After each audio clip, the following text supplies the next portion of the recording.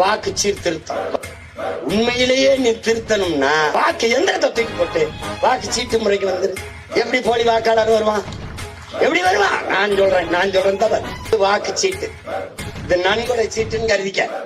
அடிக்கட்டு இருக்கு, இது முனிக்கட்டு. இந்த இடத்துல என் படம் இருக்கு, இங்கேயும் என் படம் இருக்கு, இங்க என் விவரம் எல்லாம் முகவரி எல்லாம் இருக்கு. கையெழுத்து போட்டேன் அதிகாரிகிட்ட.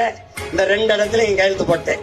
எனக்கு மைய வச்சு போட்டு வாங்கன்றாப்ல. வந்தேன், இத வச்சுக்கிட்டு இந்த முனிக்கட்டை அப்படி கிழிச்சு கையில கொடுத்துருவாப்ல. வாக்காளர் உரிமை பெற்றதுக்கு மதிப்பு இல்ல, வாக்கு நான் செலுத்திருக்கேன்னு இந்த அடையாளம் வச்சிருக்கேன்ல, இதுக்கு தான் மதிப்பு. ஏன்? ஜனநாயக கடமையை இந்த நாட்டில் ஆற்றிய குடிமகன் என்ற சான்றை நான் பெற்றிருக்கிறேன். 100 விழுக்காடு வாக்குப்பதிவு நடக்கும். முடியல, எங்க அப்பா இறந்துட்டார், தாய்க்கு முடியல, மனைவிக்கு பிரசவம் இல்ல, எனக்கு முடியல. அருகில் இருக்கிற ஒரு மருத்துவர்கிட்ட சான்றிதழ், மாவட்ட ஆட்சியர் வட்டாட்சியர் சான்றிதழ் வாங்கி ஒப்படைக்கணும். அது உரியது என்று கருதினால் அந்த இடத்துல வாக்கு நீக்கப்படாது. இல்லை என்றால் அவர் உரிய ஜனநாயக கடமை ஆற்றவில்லை என்று வாக்காளர் உரிமை நீக்கப்படும், குடும்ப அட்டை நீக்கப்படும், மின் இணைப்பு துண்டிக்கப்படும், நீர் விநியோகம் துண்டிக்கப்படும்.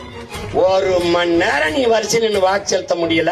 தேச துரோகம் என்பதும் பயங்கரவாதம் தீவிரவாதம் என்பதும் லஞ்சம் ஊழல் வருவதால் வரிசையில் நின்று வாக்கை செலுத்தி தனக்கான அரசை, ஒரு நல்ல அரசை தேர்வு செய்ய தவறுகிறதும் தேச துரோக குற்றம்தான், ஜனநாயக துரோகம் தான். இப்ப இந்த முறையை கொண்டு வந்து ஒரு வய ஓட்டு போடாம இருக்க மாட்டான், எல்லா வரிசையில் நிற்பான். இங்க கள்ள ஓட்டுங்கிற பேச்சு கிடம் இல்லையா? இந்த வாக்ககத்தில் 500 வாக்குகள் தான் இருக்கிறது என்றால் நீ எண்ணும் போது இந்த முனிக்கட்டை எண்ணுவா ஓட்ட 500, அடிக்கட்டை எண்ணுவா 500 சமமா பொருந்தது. டேடியாவது கள்ள ஓட்டு இல்ல. சரிதானே? நீ வா, இது திருத்தம், சிறப்பு சீர்திருத்தம். இதை செய்ய மாட்டேன், ஏன்? உனக்கு அறிவு கிடையாது.